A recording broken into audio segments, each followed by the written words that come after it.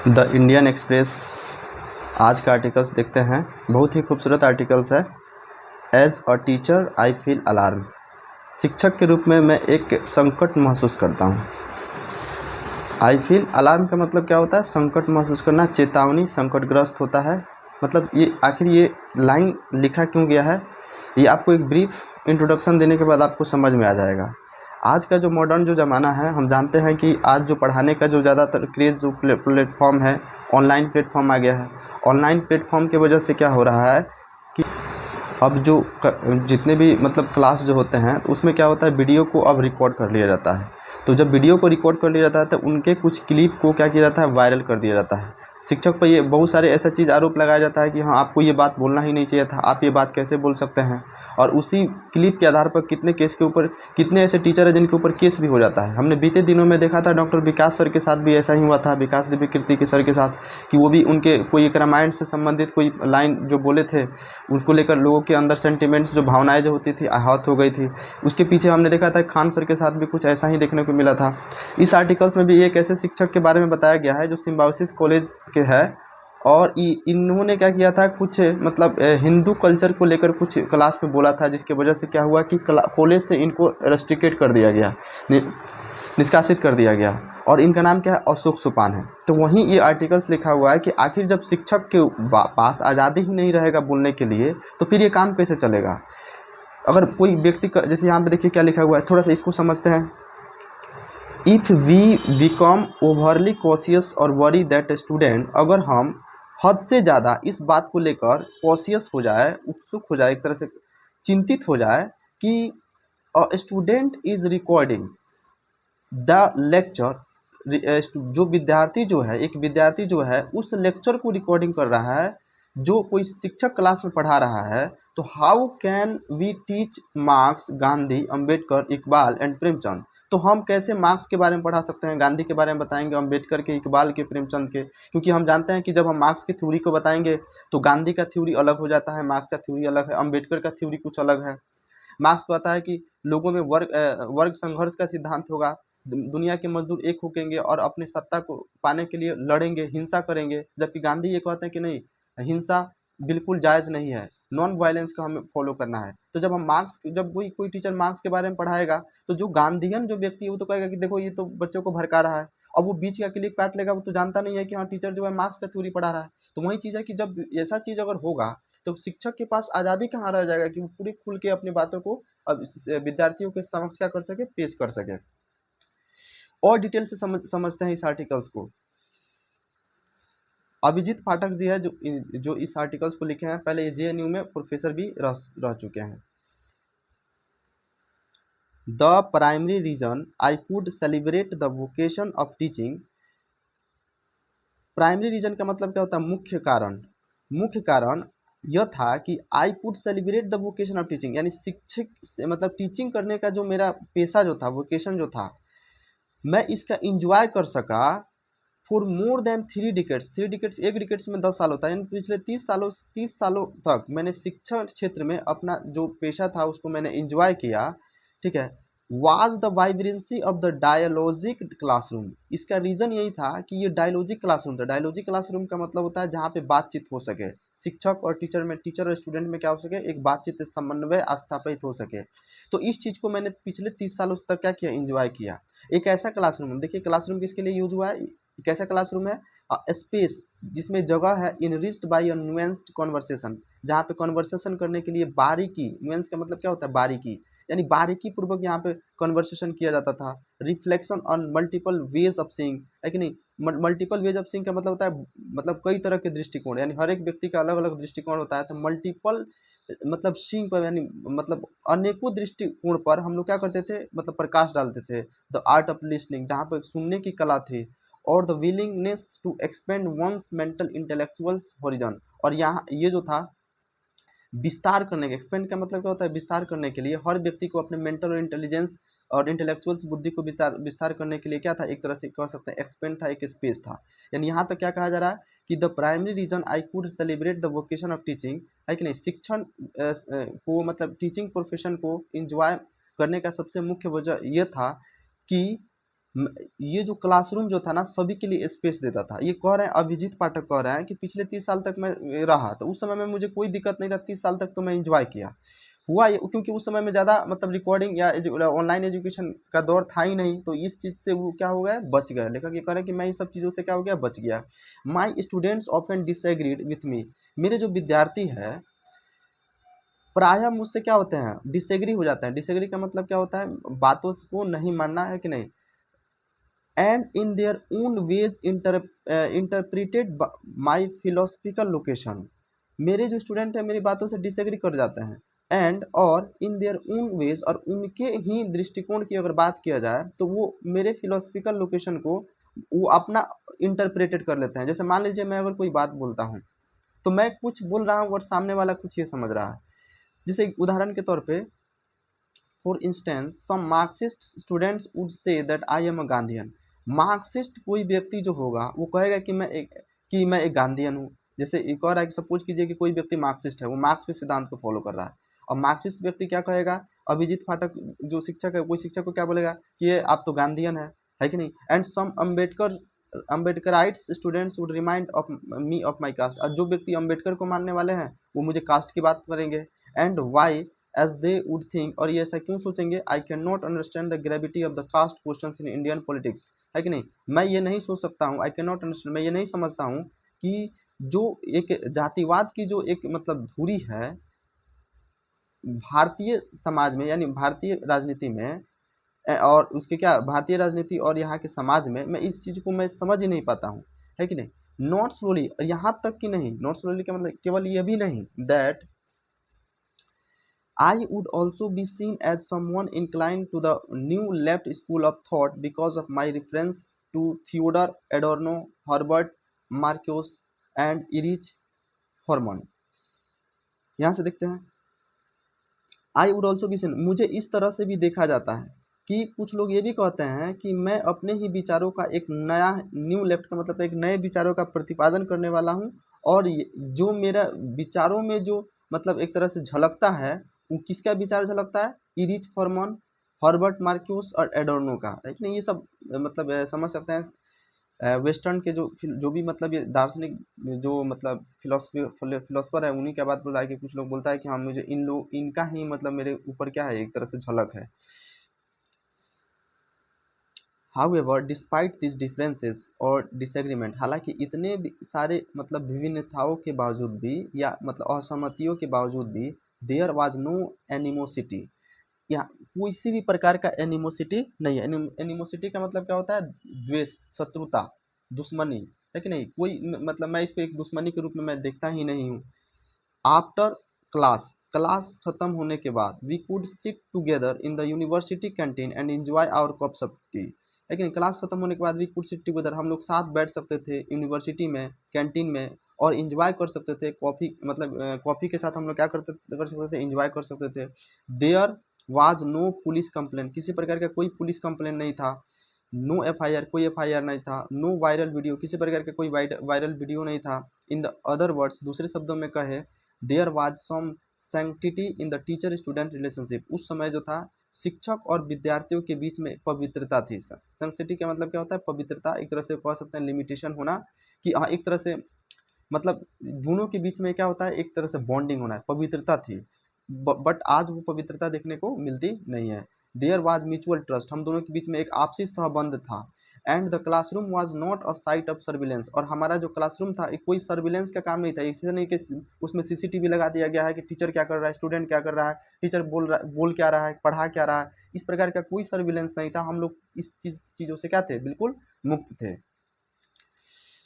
आगे देखते हैं, यहाँ से देखिए, पॉसिबली आई वॉज लकी, मैं पॉसिबली मतलब सामान्यतः जो कहा जाए, आई वॉज लकी, मैं क्या था, भाग्यशाली था। I retired at the right time, क्यों, क्योंकि मैं सही समय पे क्या हो गया, रिटायर हो गया। मतलब अपने शिक्षण पेशा से क्या हुआ कि उचित समय पे क्या हो गया, रिटायर हो गया। Now we live in all together different times, अब हम लोग एक साथ अलग अलग जगहों पर रहते हैं। ऑल टुगेदर मतलब एक साथ, डिफरेंट टाइम्स मतलब होता है अलग अलग, मतलब समय में अलग अलग जगह पर रहते हैं। We live in all together different times मतलब अलग अलग समय में अलग अलग जगह पर रहते हैं। Student can shoot a video of the classroom discussion, आज ऐसा समय आ गया है कि कोई भी विद्यार्थी आराम से अपने पॉकेट से मोबाइल निकाल कर वीडियो शूट कर सकता है क्लासरूम का, कोई भी डिस्कशन कोई भी टीचर पढ़ा रहा है तो उसको आराम से वो क्या कर सकता है, शूट कर सकता है एंड मेक इट वायरल, और उसको वायरल भी कर सकता है और होता भी है। And in an age when religious और nationalist sentiments are hot so quickly, और ऐसा करने से होता क्या है, बहुत लोगों के जो राष्ट्रवादी जो लोग होते हैं उनके मतलब उनको जल्दी से हॉट सो क्विकली क्या होता है, उनकी भावनाएं आहत हो जाती है। और teacher somewhat complex opinion can be seen as an offence, किसी शिक्षक का टीचर सम वाट कम, किसी शिक्षक का जो कभी कभी विचार जो होता है ना, कॉम्प्लेक्स ओपिनियन का मतलब होता है कभी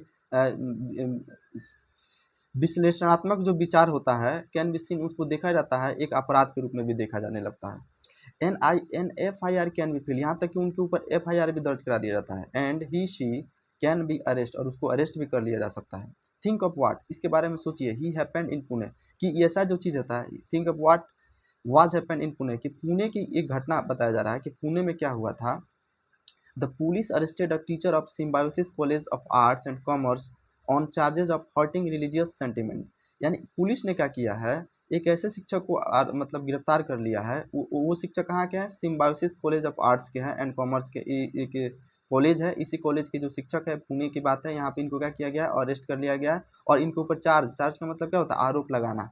तो इनके ऊपर आरोप किस चीज़ का लगा है कि इन्होंने धार्मिक भावनाओं को क्या ठेस पहुँचाया है, यानी धार्मिक भावनाओं को ठेस पहुंचाने के जुर्म में इन शिक्षक को क्या किया गया है, मतलब पुलिस ने क्या किया, अरेस्ट कर लिया है।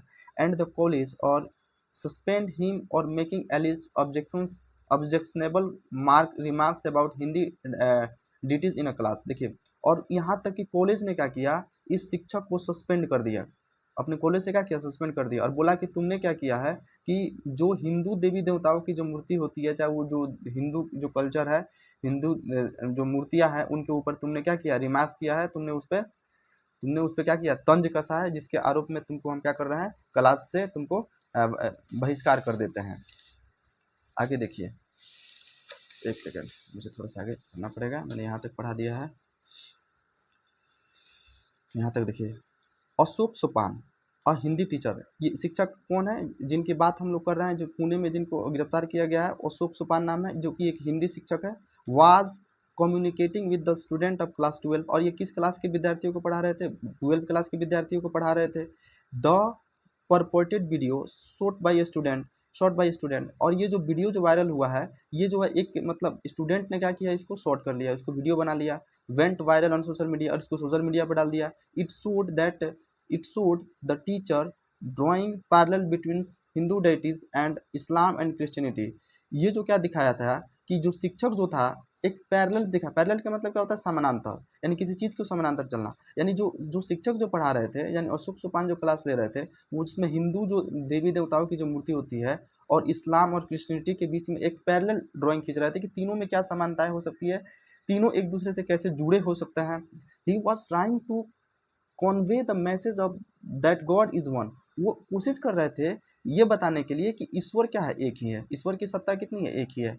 And it did not take much time for a member of militant Hindu organizations to file a complaint against the teacher, और इस चीज़ को यानी एंड इट डिड नॉट, मतलब ज़्यादा समय भी नहीं लगा, किसके, जो हिंदू ऑर्गेनाइजेशन, जो हिंदू संगठन के जो मतलब जो मेंबर है, जो सदस्य है, उन्होंने क्या किया, इस शिक्षक के खिलाफ क्या किया, कंप्लेन कर दिया।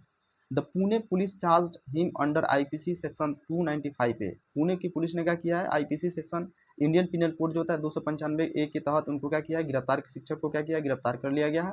Deliberate and malicious acts that are intended to outrage religious feelings, इसका मतलब क्या हुआ कि जो मतलब धार्मिक जो भावना जो होती है उनको जानबूझकर, इंटेंट का मतलब जानबूझकर क्या किया है आपने, मतलब उसका मजाक उड़ाया है, उसके तहत हम आपको क्या करते हैं, गिरफ्तार करते हैं।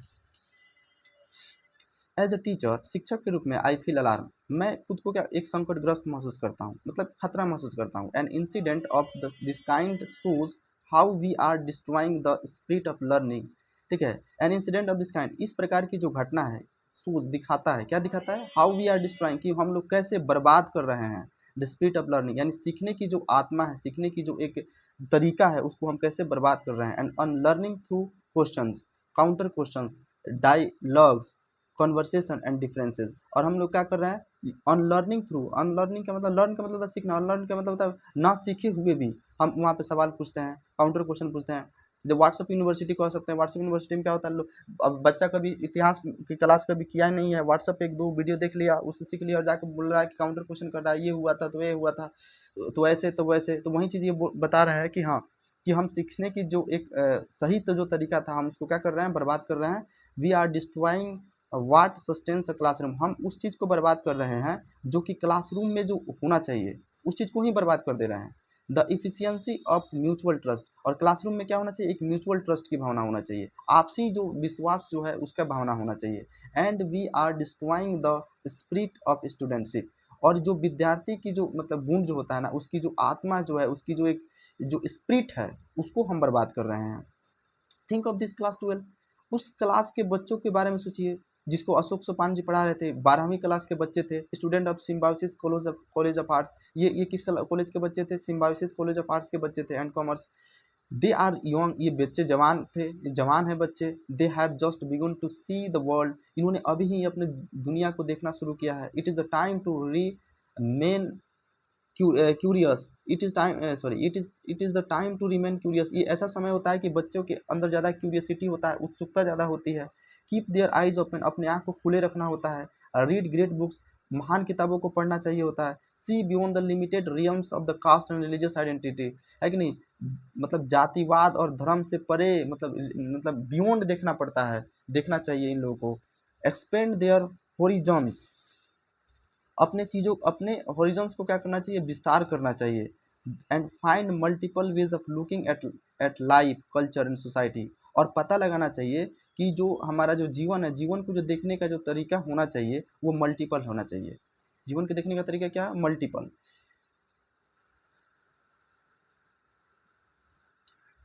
कल्चर हो या सोसाइटी हो, देखिए यहाँ पे समझिए समझिए एक बार फिर से। And find multiple ways of looking at life culture and society, यानी समाज, रीति रिवाज, कल्चर और लाइफ को देखने का जो ढंग होना चाहिए एक मल्टीपल होना चाहिए, एक जैसा नहीं होना चाहिए। इन अदर वर्ड्स, दूसरे शब्दों में बोले, there is some beauty in being student, यानी विद्यार्थी होने का ही कुछ एक क्या होना चाहिए, ब्यूटी, एक सौंदर्य होना चाहिए। अगर आप विद्यार्थी है तो विद्यार्थी होने का भी एक अलग सौंदर्य होना चाहिए।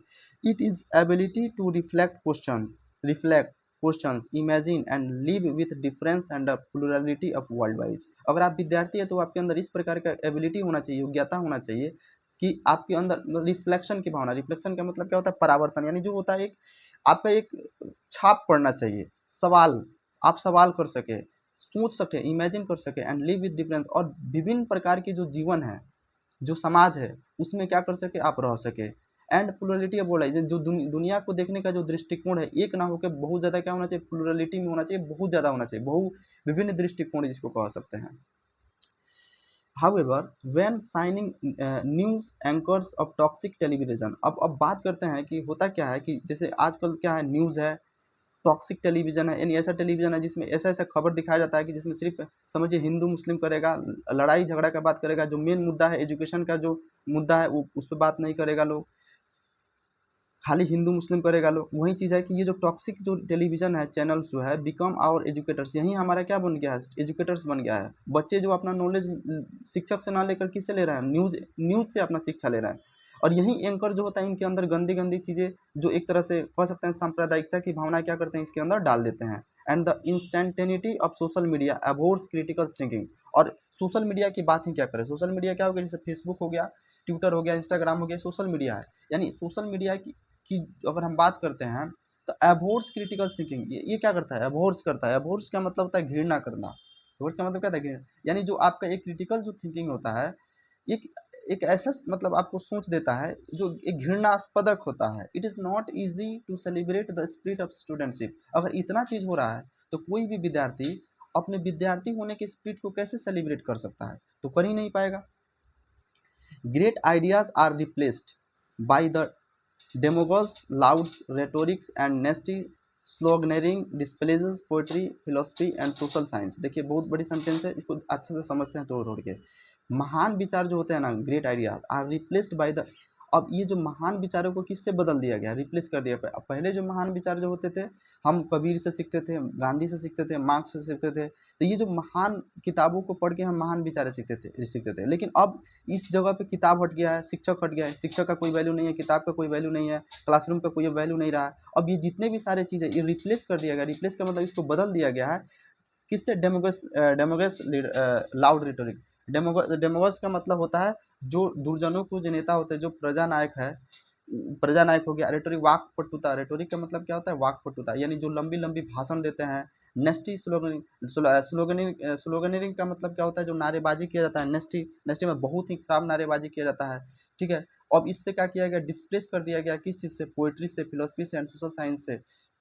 इस सब चीज़ों से क्या किया गया, डिस्प्लेस कर दिया गया। इसको आसान भाषा से समझिए, जैसे आजकल के बच्चों को क्या पढ़ना चाहिए, आजकल के बच्चों को पढ़ना चाहिए पोइट्री पढ़ना चाहिए, कविताएं पढ़ना चाहिए, पोइट्री पढ़ना चाहिए, पोइट्री पढ़ना चाहिए, फिलोसफी पढ़ना चाहिए, दर्शन शास्त्र पढ़ना चाहिए, सोशल साइंस पढ़ना चाहिए, किताब पढ़ना चाहिए, ये सब चीज़ पढ़ना चाहिए। लेकिन नहीं, बच्चे इन ये सब चीज़ों को न देखकर क्या चीज़ को फॉलो कर रहा है, ये फॉलो कर रहा है ऐसे लीडर का जो भड़काऊ भाषण देगा, एक ऐसे एंकर को फॉलो करेंगे जो सिर्फ लड़ने और मरने का ही बात करेगा, एजुकेशन का बात ही नहीं करेगा। तो अब इन चीज़ों का कोई वैल्यू नहीं रहा। अब इस सब चीज़ों को क्या किया जा रहा है, बच्चे सब इन सब चीज़ों से सीख रहे हैं। तो इससे क्या हो रहा है कि एक तरह से गलत मैसेज जा रहा है समाज में।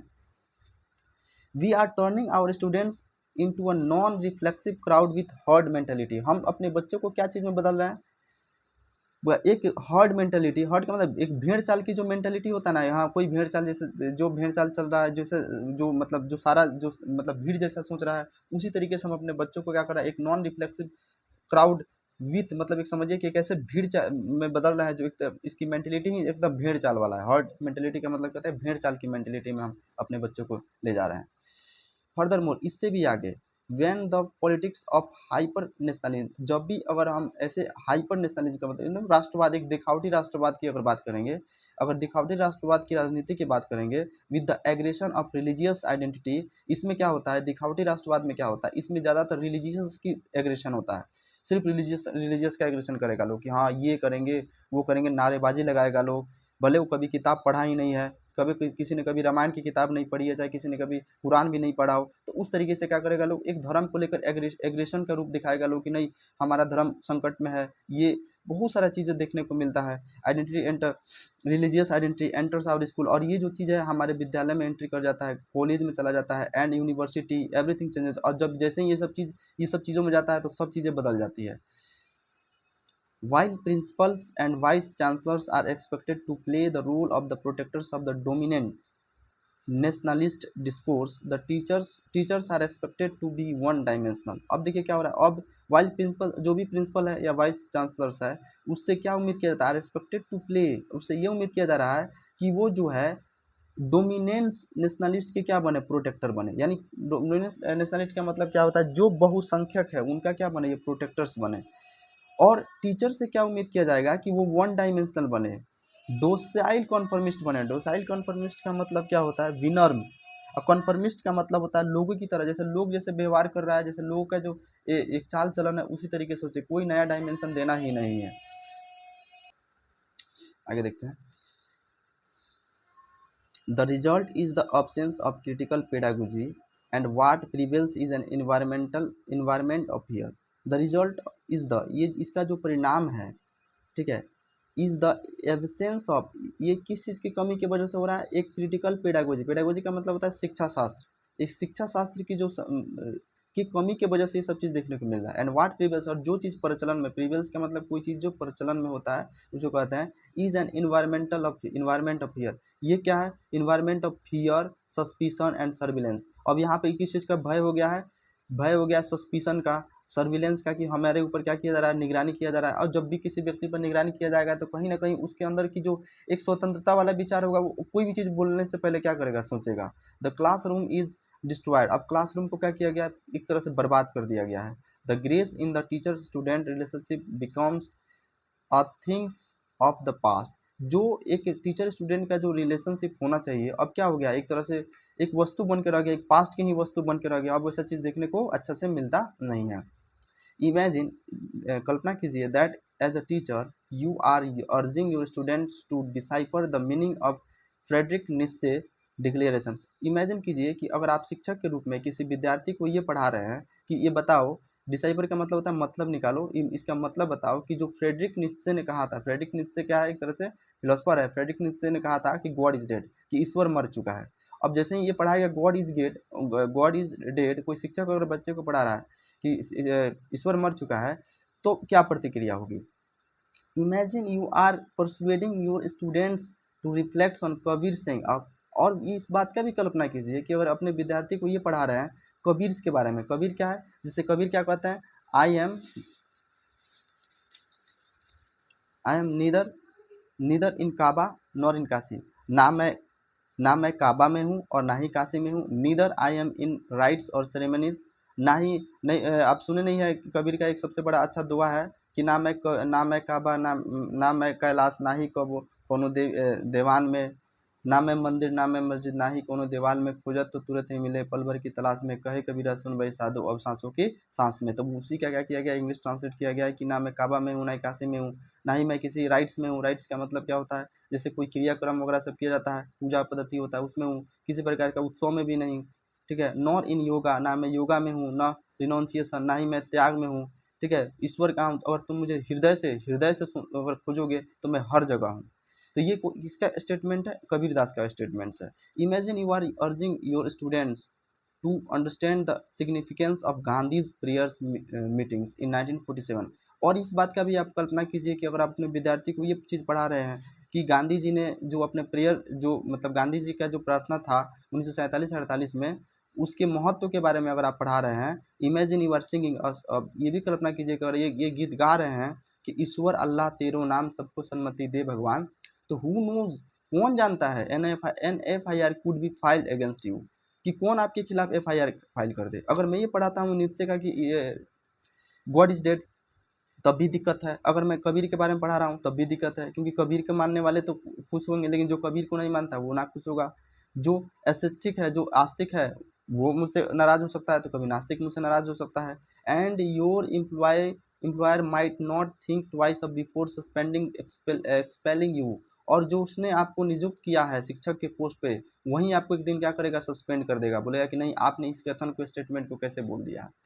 The resultant environment of fear is destroying the culture of learning, है कि नहीं। अब इसका परिणाम क्या हो रहा है, resultant environment of fears is, अब इस भय का यही मतलब परिणाम निकल के आ रहा है कि हमारे सीखने की जो एक सभ्यता है इसको क्या कर रहा है, मिटा रहा है, खत्म कर रहा है। There are There are moments when I feel it will become increasingly difficult to teach meaningful social science humanities in our classroom. There are moments, एक ऐसा क्षण होता है जब मैं महसूस करता हूँ कि इट विल बिकम, ये मेरे लिए क्या होगा, बिकम हो सकता है, हो जाएगा, इंक्रीजिंगली डिफिकल्ट, मुश्किल हो जाएगा, टू टीच पढ़ाना मीनिंगफुल सोशल साइंस, यानी जब मैं कोई भी सोशल साइंस को पढ़ा रहा हूँ, चाहे ह्यूमैनिटीज़ को पढ़ा रहा हूँ, तो इसको मतलब को समझाना मेरे सामने कितना बड़ा मुश्किल हो सकता है एक शिक्षक के रूप में क्लासरूम में।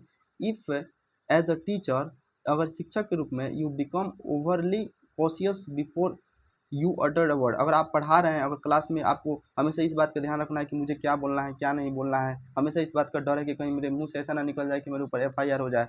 If you apprehend that student is recording your lecture, अगर आपको ये पता चलता है कि आपका ही विद्यार्थी आपके लेक्चर को क्या कर रहा है, रिकॉर्ड कर रहा है, और टेकिंग अ वीडियो या वीडियो बना रहा है, और the administration is continually monitoring your every move, और यहाँ का एडमिनिस्ट्रेशन क्या कर रहा है कि आपके पढ़ाने के हर मूव को क्या कर रहा है, मॉनिटरिंग कर रहा है, संचालन कर रहा है।